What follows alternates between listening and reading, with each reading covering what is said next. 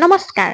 14 ছেপ্টেম্বৰ ডেটটো মনত ৰাখিব। 14 ছেপ্টেম্বৰ ভাদ মাহৰ ৰোহিণী নক্ষত্ৰত অসমত শ্ৰীকৃষ্ণৰ জন্মাষ্টমী পালন কৰা হয়। যিহেতু পেটপক্ষও চলি আছে, গতিকে বহু লোকে নামঘৰ বা মন্দিৰলৈ নাযায়। কিন্তু যিসকল লোকে শ্ৰীকৃষ্ণক নিজৰ হৃদয়ত স্থান দি থৈছে, তেওঁলোকে পূজা পাতল কৰিব। এই দিনটোত আপোনালোকে কেনেধৰণে পূজা কৰিলে বা কি কি অৰ্পণ কৰিলে আপোনালোকে তেওঁৰ আশীৰ্বাদ লাভ কৰিব পাৰিব, অলপ জানি লওঁ আহক।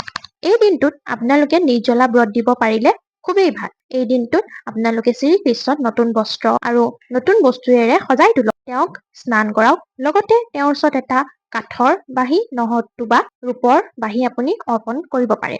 আপোনালোকে 108টা বেলপাত তেওঁক প্ৰতিবাৰতে এবাৰ এবাৰকৈ দি যাওক। আৰু প্ৰতিবাৰ দিওঁতে আপোনালোকে ৰাধে ৰাধে কৃষ্ণ কৃষ্ণ কব। যিহেতু শ্ৰীকৃষ্ণ ৰাধাৰ অবিহনে আধৰুৱা, গতিকে ৰাধা নামটো ললেহে আপোনালোকে শ্ৰীকৃষ্ণৰ সম্পূৰ্ণ পূজাভাগৰ ফলভাগী বা তেওঁৰ আশীৰ্বাদৰ ফলভাগী হ'ব পাৰিব।